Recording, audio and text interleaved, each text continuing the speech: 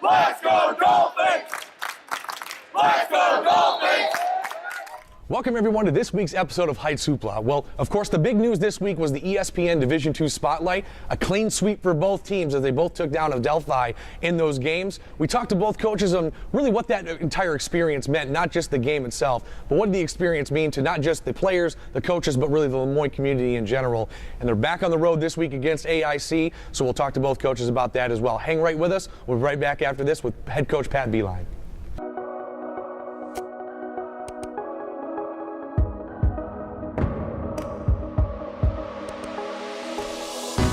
Walking the path of integrity, forever embracing a life in balance, standing tall and confident, leaders in the classroom, community, and field of play, with clear vision and a full heart, looking to the future, devoted to the student athlete, representing the Northeast. Diverse in composition, united by our values, determined by nature, uncompromised by choice. We are the NE10. Welcome back to Heights Hoopla, everybody. With me now, of course, men's head coach Pat Beeline. Thanks again for joining us, Coach. Thanks, Mike. What an atmosphere on Wednesday night here for the ESPN3 Division II Showcase. It really was just a fun all-around turnout, both crowd-wise. Your father was in attendance. The community was here. What did that mean for the staff and the players? I was really happy for the players to kind of play in that type of an environment. You know, for having a really good season thus far, to have that national attention and to play the way we did there for spurts. I won't say it was a perfect game, but I really appreciate the athletic faculty down here helping with the promotion, as well as the staff up top in the academics. So great turnout, great night, and I'm glad both programs got the win. Yeah, well, you mentioned the game, and again, you guys started off real hot.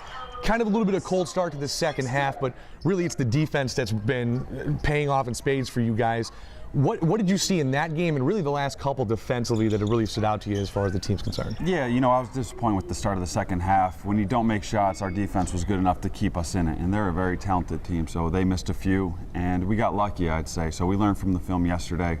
But going forward, if we want to get to where we want to go, that defense is going to come in huge to keep us in games when shots aren't falling. So got another big one coming up here on the road, so it'll be a challenge. But with 5 to go, we know every game's important. Well, with 5 to go, you're right, everything's important. You clinched the first round bye in the NE10s, but still a lot of work left to do in your own minds to get where you want to go.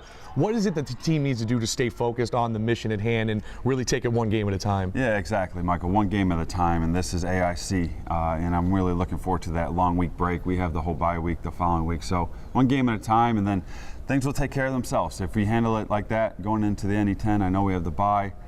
We want to have home court advantage throughout, so we're trying to take care of that, and that we have to win these games with St. Rose right on our tail. So it's going to be fun down the stretch, and I'm looking forward to it. Well, obviously you found a winning formula, won 8 in a row thus far, and on the road again this weekend against AIC. So good luck this weekend, Coach, and we'll be paying attention to you. As always, you can tune into LeMoyneDolphins.com and click the radio broadcast. We'll also have the video feed from AIC this weekend as well.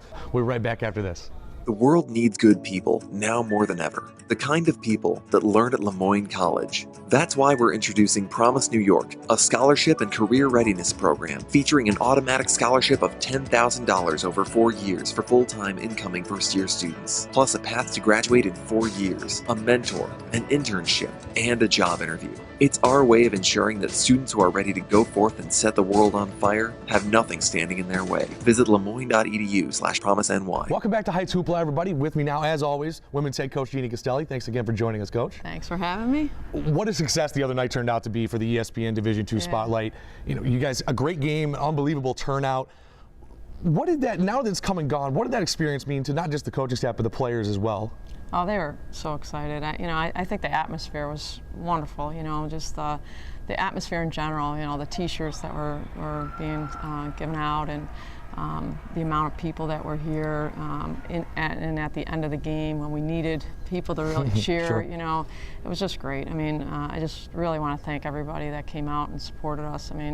the girls recognized it. They even had comments after the game yesterday. I mean, it was just great for us, and it was a great spotlight on Lemoyne. I mean, it was great coverage for us. Well, both teams won, so it's a success, and the game itself turned out to be a little bit closer, I think, than some people expected, but what a game it ended up being. And you had called a timeout when they cut it to 1 point, right in that final 2 minutes.